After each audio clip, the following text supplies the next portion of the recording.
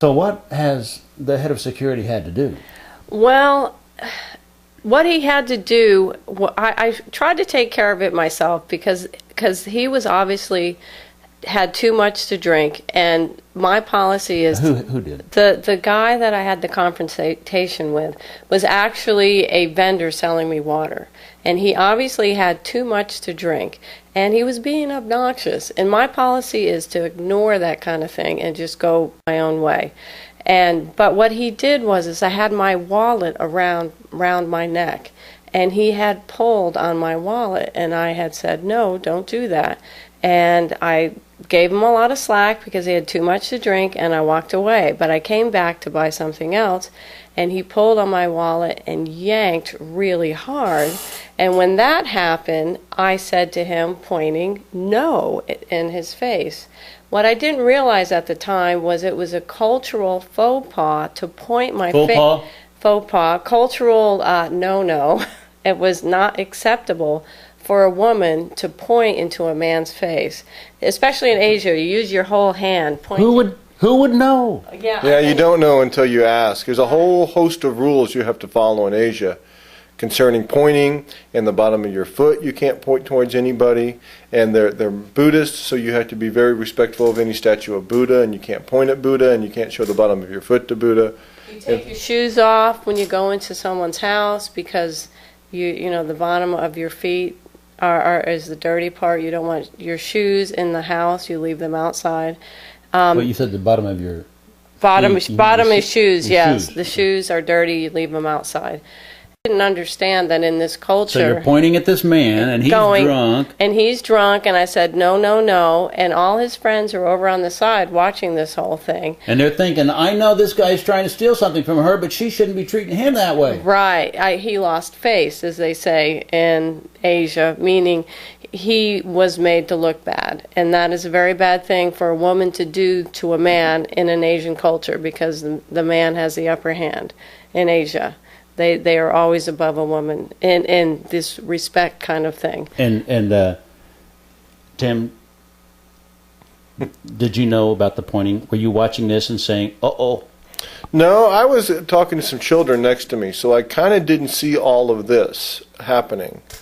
Correct. And so I just thought the whole thing was over, and I sat back down and was eating my sandwich. And in Asia, the chairs are only about this tall, a chair that you would sit on in kindergarten class, very small. So, you know, my knees are up here and I'm eating like this. And so what the man did, because I had made him lose face, is he thought he would get back at me. And Tim was sitting to my right here like he is now, like where you are. Okay, well here, let's... Yes.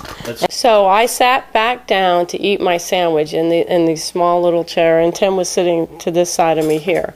So I'm sitting here eating my sandwich, and he had come around the back side of me, and the man that I had the confrontation with my wallet, he'd come around the back and behind me, and I didn't know he was behind me. And there was a case of like soda. So there was nothing here.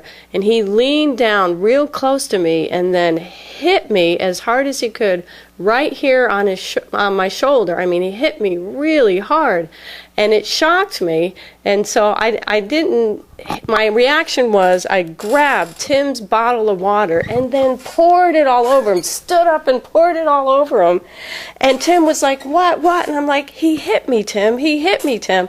And when I stood back up, the guy came at me, and then Tim grabbed him by the shoulders and threw him against the wall. And the guy got up again, came at Tim, and so Tim picked him up and threw him against the wall again. And I said, time to go. So we, our lunch was ruined. We jumped on our bikes and we rode away. It was scary. No, I don't condone violence for dealing with things, but there was no choice in this. This man was coming at my wife with both fists up, and I had no choice but to defend my wife. Otherwise, I'm not a violent person or don't fight with people. But there's a time and place for everything, and this was the time and place to defend my family. So that's what I did. Well, anytime you have anything mechanical like a bicycle, it's bound to break. A car, a bike, skis, anything will break. On our bike trip, if it breaks here in America, then that's not such a problem. We all know where a bike shop is, and we carry enough things with us in any country to fix a flat and a broken spoke and things like that. But if something major goes on, we may need a part from a shop.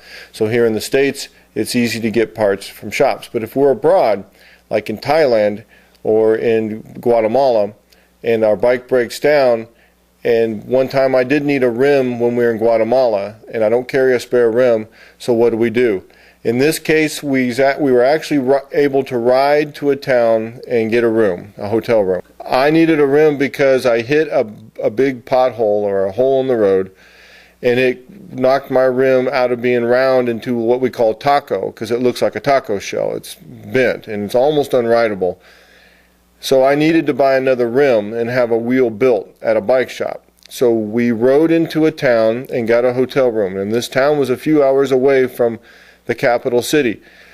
So there's only 2 bike shops in the whole country that I can buy a rim from, and they're in the capital city, Guatemala City, which is over 5 million people, I think. So we rode the bus. See, that's the nice thing about traveling on the bike is if we have to, we can throw the bikes in the bus. If we have to, we can hitchhike with the bikes.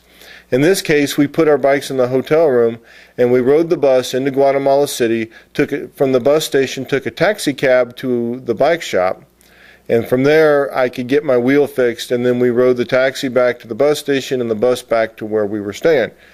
But that's the beauty of traveling by bicycle. If we had to, we could put the bike on the bus. If we had to, we could meet a nice man with a pickup truck and put our bike in there. And if we can put the bike on the train, we can fly with the bike. So there's a lot of advantages to traveling with the bike because it's light enough that we can put it in things as opposed to a car. But generally I carry all the parts I need to fix the bike on the go. I can fix a broken chain, I can fix a flat, I can fix any problems with the brakes and brake pads. I carry spare cables, so if we break a cable I can replace that. You name it, I can generally fix it on the road. Now I'd like to add some of the worst things that have happened to us with the bike has been with the tires. And when we first started the trip, we thought, okay, we're going to carry a folding tire, which is about this size of my hand, and it folds up and it's real tiny, and it's just in case the tire gets completely ripped and you can't put a tube in there. And so we had it in Mexico, Central America, and then we also had it in South America. So we've been carrying this spare tire for 18 months, and we kept thinking, do we need this? Do we need to carry the extra weight? We're in the Andes, we're going up and down mountains, and you really start to think about, do I need this extra weight? Well, one of the places we went to in Bolivia is a place called the Salar de Uyuni, which is the largest salt flat in the world. And we decided to ride across the salt flat, which is about 100 square miles. So it's a very big place. We get out onto the middle of the salt flat. We camp with our friend Fritz. We have our tent and everything. And the next morning, Tim's bike front tire is flat. So he puts a new tube in. He pumps it up, and then we hear pow! Really loud pow, and we look, and there is a slice in the tire sidewall more than 3 inches long. There's no way you can fix that. And so, lucky for us, we had our spare folding tire, or we were in the middle of nowhere. We were 100 miles from anything. From a town, from a truck, we were just in the middle of nowhere. So this spare tire that Tim carried in his pannier, his bag on his bike, for over 18 months came in handy.